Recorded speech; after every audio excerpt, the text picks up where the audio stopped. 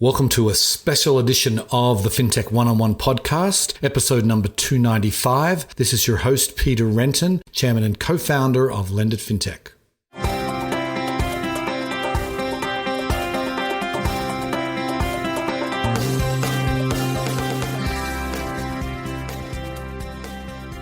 Today's episode is brought to you by LendIt Fintech USA, the world's largest fintech event dedicated to lending and digital banking. LendIt's flagship event is happening online this year on April 27 to 29, featuring many of the biggest names in fintech. We'll have the CEOs of Afterpay, Figure, Brex, Varo, Dave, Finicity, just to name a few, as well as many leaders from traditional finance. LendIt's 2020 event was also held online, with many people saying it was the best virtual event they'd ever attended. LendIt is setting the bar even higher in 2021. So join the fintech community at LendIt Fintech USA, where you'll meet the people who matter, learn from the experts, and get business done. Sign up today at lendit.com/USA. This is the LendIt Fintech USA preview show. My name is Peter Renton, and chairman and co-founder of LendIt Fintech. And I've got the whole leadership team with me today to talk about our big show coming up in a few days. So let's just kick it off with some short introductions. Bo, why don't you tell us what you do? Sure. My name is Bo Bresker, and I'm co-founder and CEO of LendIt Fintech. Okay, and Joy? Hello, I'm Joy Schwartz, president of LendIt Fintech. And Todd? I am Chief Product Officer, Todd Anderson, and as Peter would say sometimes, the great wall of content that you need to jump over. Very accurate. Indeed. Anyway, so this is the preview show. We want to talk about what to expect at LendIt Fintech USA this year. But before we do, just want to talk about some of the fintech trends that I expect will be sort of circulating throughout the event. And of course, we've got the crazy valuations that fintech companies are seeing right now that we just had Plaid recently go out with 13.5 billion. Whether or not you think they're crazy, obviously many smart people think they're not crazy, but they are certainly a lot bigger valuations than they were a while back. We got the SPAC craze. We're doing several sessions on that. Buy now, pay later is probably the hottest vertical in all of fintech, and we have multiple discussions on that as well. Digital currencies, you can't seem to open up a publication these days without learning about digital currencies. You got China's far along with theirs, Japan's doing something. The Fed is talking about it, the Bank of England's talking about it. It's just a hot topic. We will be covering it that of course. And then we've got financial inequality. That's something that's a real hot topic and is, we have dealt with it in the past, but what I've found as we're putting the agenda together, there's a lot of people want to talk about this issue this year. So that's going to be really interesting to see. So that's just sort of laying down some of the trends that you'll see. But now I want to open up to Joy and talk about, well, firstly, who comes to LendIt Fintech?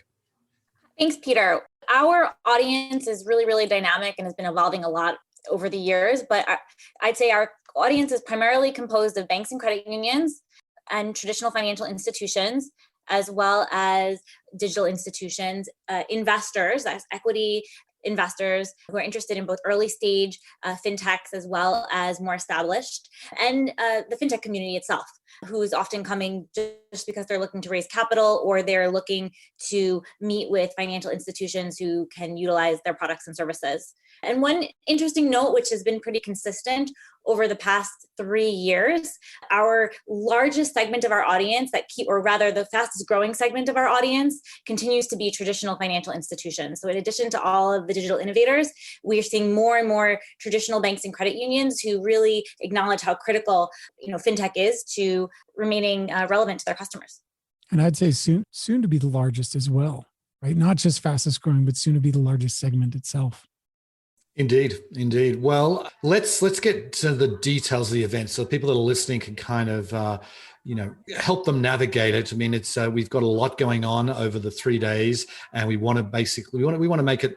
The whole purpose of this session is to really help people get the most out of the event. So let's firstly talk about Brella, and Joy, do you want to just give us a bit of a sort of a navigation around Brella and what's actually happening in there? Sure. So Brella is the hub of the event. In order to access LendIt Fintech USA, you need to log on to Brella. So that is the most important pointer here. Do not wait until the last minute to log on. The platform that you use to register will then prompt you with a separate email that will include your Brella login details. So once you've registered for the conference, you have not yet registered for Brella. So please keep a lookout for those Brella login details, log in, and that is the first step. There you will do all your one-to-one meeting. There you'll view the agenda. There you will view, our showcase where you can see all of our amazing sponsors and exhibitors who, have great services to offer you. And there you'll access all the live and recorded content. So most important point is log into Brella. It's pretty self-explanatory, but everything happens there during the event. Okay. And then of course we have the content that, Todd and I have been working on now for the past several months. Do you want to give us a little bit of the overview of that, Todd? Well, we got enough content to make your head spin. So, it's 3 days and it's content that suits all different types of people. You want to go to a round table in the mornings, we'll have roundtables. You want to see keynote speakers, we'll have keynote speakers from 11 to 12 Eastern each day. You want to go to Women in Fintech, that's during the lunch hour. Pitch It, we'll have in the morning of day 3. There's content all over the agenda. You're not going to remember it off the top of your head. So to pick up off, where Joy left off, sign into Brella. All you have to do in Brella is bookmark something, star it, make it your favorite. You'll get notifications on it. The agenda is very, very complex. It's very big. But if you can highlight the things that speak to you, you'll get notified of them and you'll be able to go to those sessions. So there's all different types of sessions, but the days are keynotes in the morning, lunch, tracks in the afternoon, and then spliced in different parts of the day. Afternoon of day 1, there'll be something else. Morning of day 2, there'll be something else. So make sure you use Brella to find the session that speaks most to you, and you'll be able to navigate the event in an efficient way.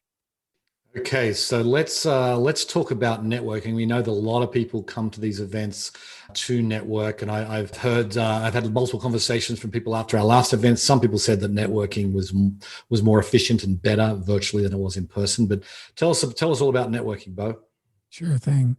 And Todd, you did introduce it when you mentioned the roundtables. I mean, that is a big part of networking too, and something that we're introducing at this event that we haven't done before, and I'm really excited to participate in those. The networking that we are so well known for are the B2B speed dating, which is one of the reasons we love Brella so much as the event platform. So when you log in, and again, you're doing this on your Mac, on your laptop, on your PC, not on mobile. One of the key things that you do right up front is create a profile of yourself, make a quick introduction of who you are, what you're seeking, what you're offering, and then filling out some profile information so that matches can be made. And then, one of the pieces of advice I give to people is, as much brilliant content as my colleagues have put on stage, don't overfill your time with content sessions, but allocate plenty of time for networking and do the speed dating, do the quick intros, and look to target 20 individuals that you would like to meet and speak to. You'll probably get anywhere from, let's say, 7 to 10 of those meetings will confirm. And that's going to really enhance your experience. So do that. And again, these are great meetings to have. They're quick and very efficient. And we found that in the video format, as you mentioned, Peter, they can be super efficient. So you bounce right from a stage into your one-on-one meeting. It's a video meeting, which by now we're all pretty used to, and we know how to conduct. And so they're really effective. And we did receive extremely strongly positive feedback from the sessions like this that we've had in the past. Okay.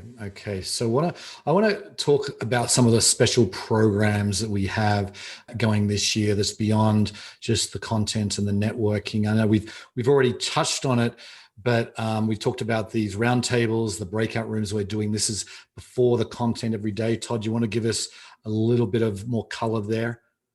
Sure. So think of a breakfast table, dinner table, but without the food in front of everyone. Well, I guess you maybe can have food if you'd like, but essentially it's off the record, really interactive exchange between you and the other participants at the round table. There'll be a focus of the discussion.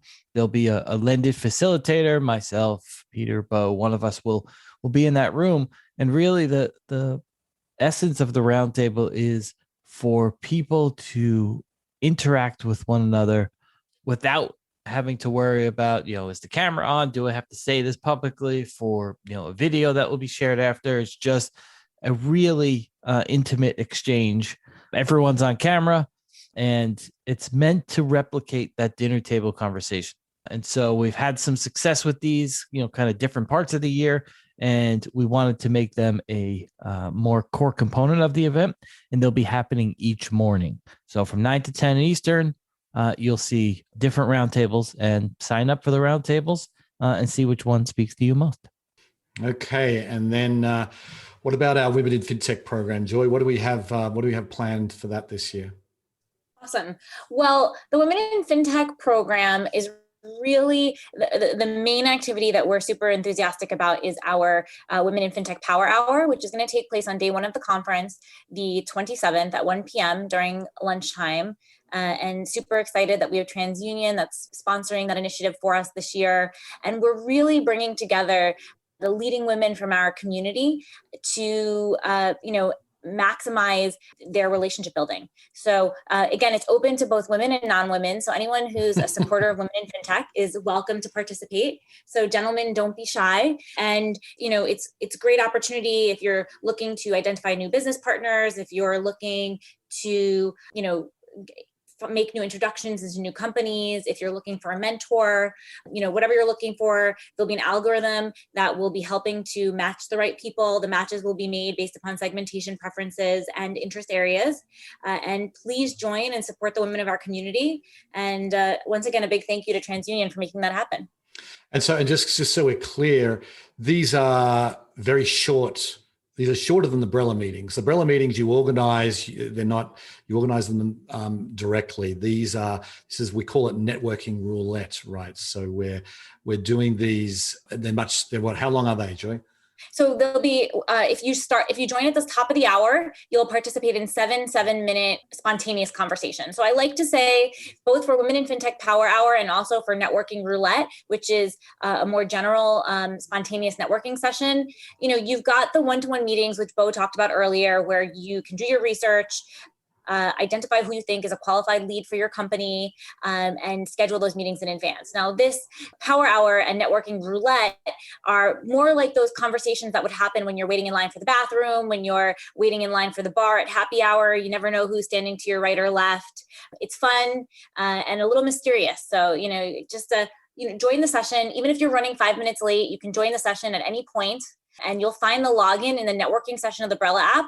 So you can register in advance and it'll sign you up for email reminders, or you can just go in the agenda and sign up while it's happening and join in real time. So either is an option. And I definitely encourage you to get involved and really just diversify your virtual event experience.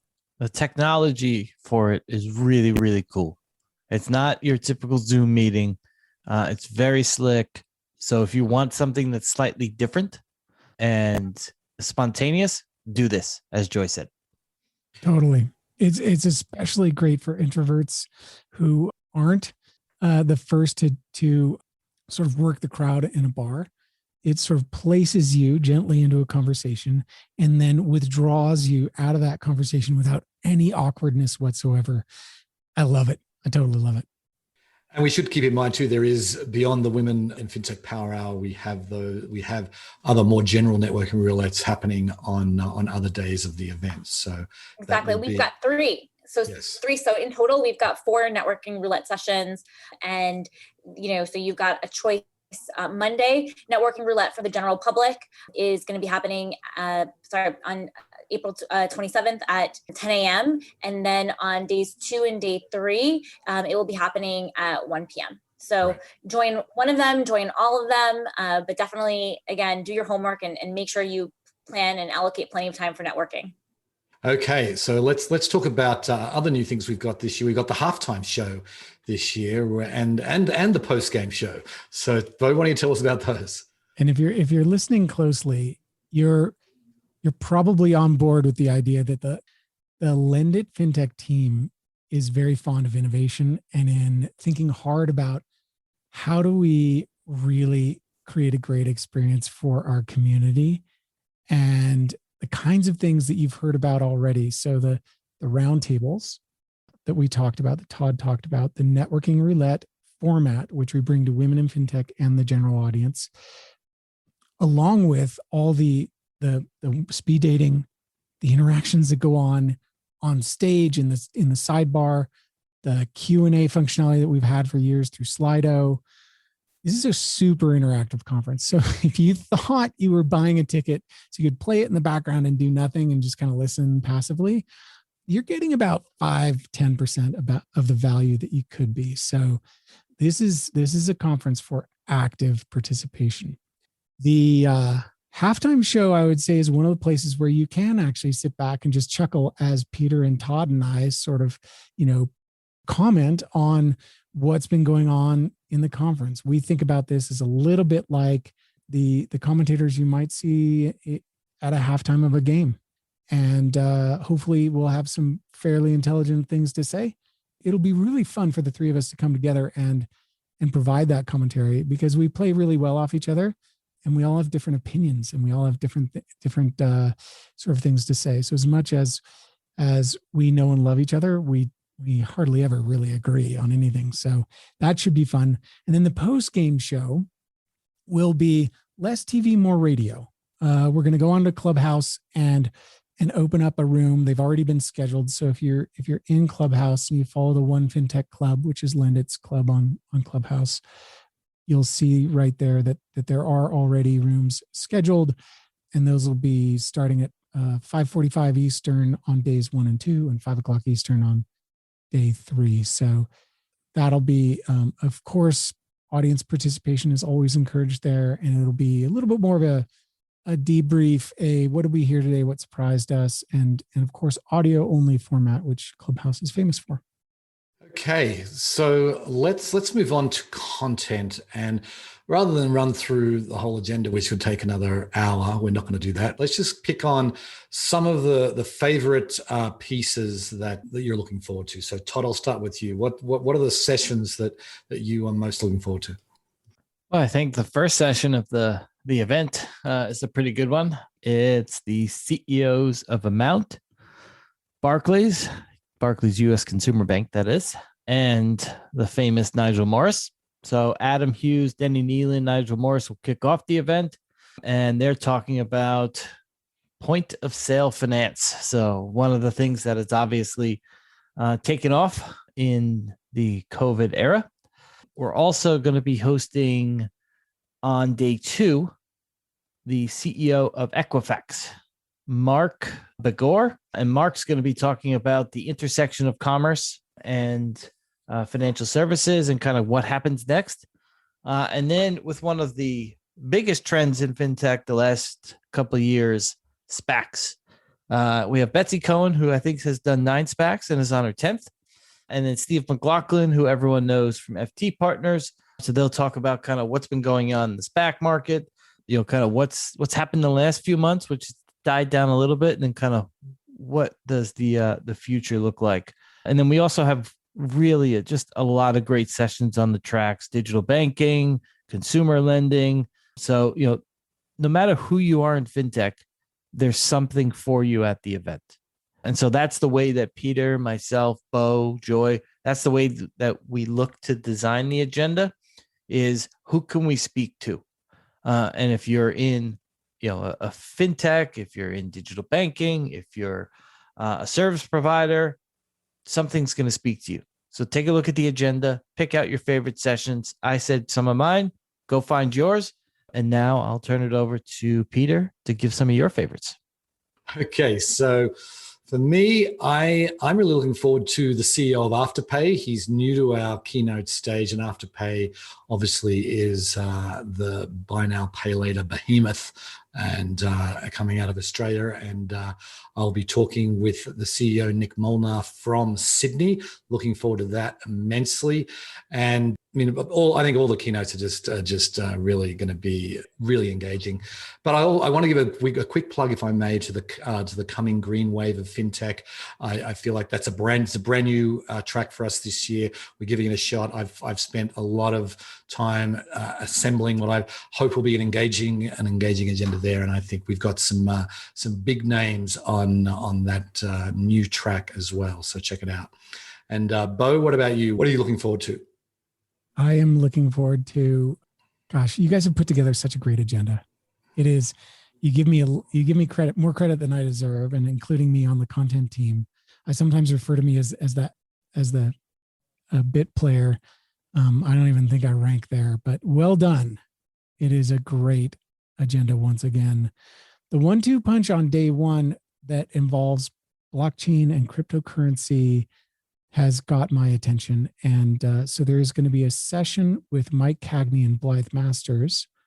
I always love listening to Mike. He's super sharp, and he's always pushing the envelope. He's always sort of founded a couple new companies since the last time we talked to him. So that's going to be really interesting. And immediately following that, we'll have a conversation with Caitlin Long from Avanti Financial.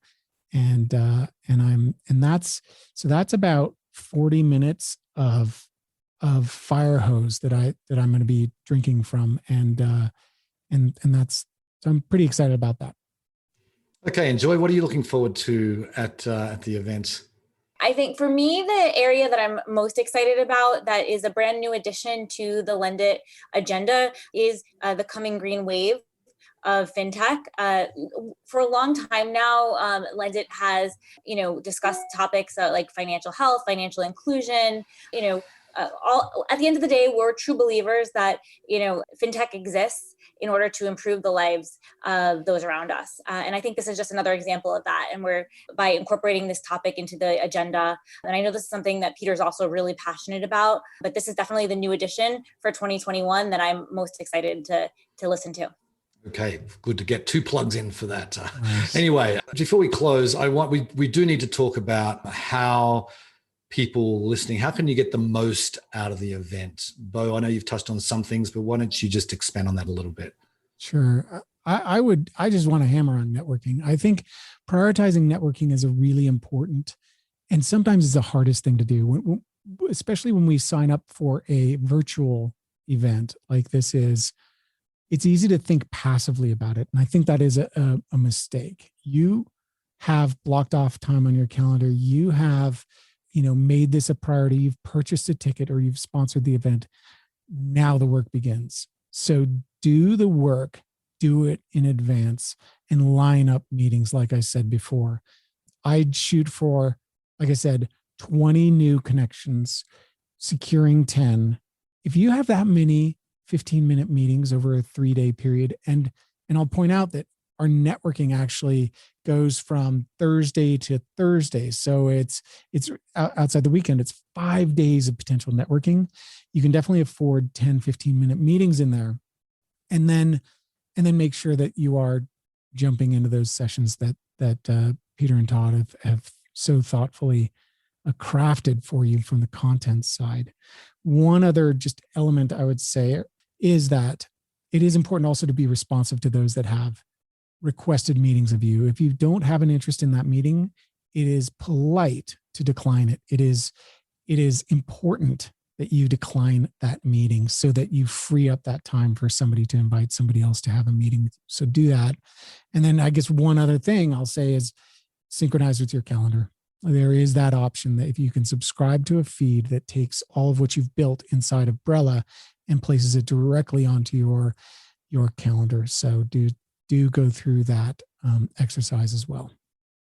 Great. And Joy, any other tips for people getting the most out of the event? Yeah. So one, I totally echo what Bo said. Don't be passive. Really, really schedule those meetings, but also block out time for the event on your calendar.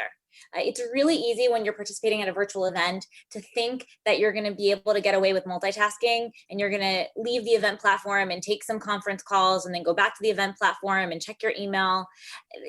That really detracts from your experience. So I really, really recommend that you review the agenda, identify which sessions you want to attend, and block off time for the content that you're most eager to hear live, and block off time for meetings. And really, it's put up an out of office, so that you won't be interrupted by your colleagues and you won't forget and schedule outside meetings at that time. So my biggest piece of advice, it's really going to change your approach to the event for the better. Yep, good point. Because if you're going to a physical event, people often or mostly will put out an out of office on their emails. So good idea to do it here to get the most out of it. Okay. So let's just I'd love to get closing thoughts from all of you as far as virtual events in general, why people should come to this virtual event. Todd, why don't you go first? Well, I'd say we have the best networking, we have the best content, and overall, I think we have the best experience. And to pick up on what kind of Joy and Bo and Peter have said, well, we want you to block off your calendar. You cannot attend everything. So it's impossible to attend every session, every meeting. Like, things will overlap. I'll kind of repeat something Bo said. Do the work beforehand. If you look at the agenda, you pick the 5 sessions on day 1 that talk to you. Then you pick the round table on day 2. Then you pick Pitch It on day 3. Like, find the things that first speak to you most, block them on your calendar, and then begin to absorb other things, but find the things that are most important to you first, because if you can find those, you'll get value out of the conference. If you're just trying to, hey, let me look at everything from 36,000 feet and see how many darts I can throw and how many meetings I can have and try to attend every single content session, I think you'll find yourself overwhelmed. Take the time, do the work, and you'll find yourself coming away from it with a lot of value. Okay. Joy, what about you? Closing thoughts, why should people attend? I think my biggest takeaway recently is just the technology that we're using and just the craftsmanship that we have brought to executing virtual events is the best I've seen in the industry. So not only are you going to get to experience amazing networking with innovative fintech decision makers, but you're going to get to do so in a really smooth and captivating way. So I really kind of think of it as LendIt has had to pivot over the past year, and we've got lots of practice. And this is like going to the movies on steroids. That's a great way to present it. Okay, I've Bo, never been to the movies on steroids before. That sounds crazy. Anyway, Bo, you have the last word here. Oh, let's let you share as well, Peter. Peter gets the last word. I will. Okay, I'll get the last word. I'll have the penultimate response. For a moment, I'll just be a broken record and say we really deliver on content and networking. Full stop.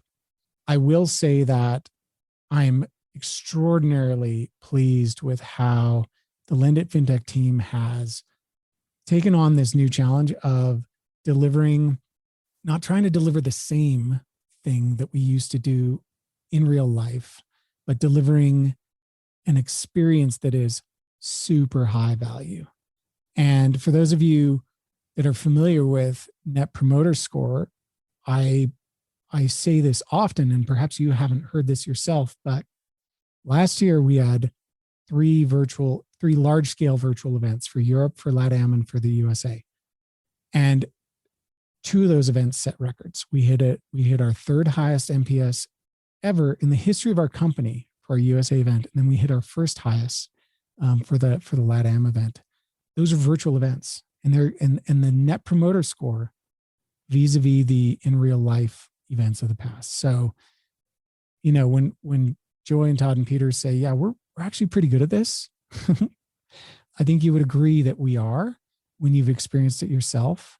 The thing that will make it really worthwhile for you is putting in that work beforehand and making sure that you're not passive, but really actively involved in this event. Okay, indeed. And this is actually going to be our 9th USA event, and I think we're getting better and better at it every year personally, and we've had to adjust with the virtual world, but we have embraced it. We have really gone, and I think when you're attending the event, we've actually upgraded from what we used last year. If you attended that event, we have upgraded to I think an even more professional setup. So it's more like watching CNN or ESPN than it is going to a Zoom meeting. And I think that's something that I think really does set us apart. And there's one other thing I want to say is that I love the content, but it's literally impossible to see it all because there's things happening, particularly in the afternoons on the tracks at this exact same time. So the most important thing is the networking really is the key. You can go back and watch the content. Everything's recorded. It'll all be umbrella. You can go back and watch it after the fact. But the fact that we're going to have thousands of people gathering at one point in time, that won't happen again for quite some time. So that's why we keep hammering away at it. Networking is really where the most value lies. Okay, I think that's a wrap. Thank you, guys. And if you're listening this far, then we will be seeing you next week at LendIt Fintech USA. Thank you very much. Thanks, Peter. Thanks, everyone. Thank you very much for listening to this special edition of the Fintech One-on-One podcast. Very much appreciate it, and hope to see all of you online at LendIt Fintech USA very soon. Thanks. Bye. Today's episode was brought to you by LendIt Fintech USA, the world's largest fintech event dedicated to lending and digital banking. LendIt's flagship event is happening online this year on April 27 to 29, featuring many of the biggest names in fintech. We will have the CEOs of Afterpay, Figure, Brex, Varo, Dave, Finicity, just to name a few, as well as many leaders from traditional finance. After a successful virtual event in 2020, LendIt is setting the bar even higher in 2021. So join the fintech community at LendIt Fintech USA, where you will meet the people who matter, learn from the experts, and get business done. Sign up today at lendit.com/USA.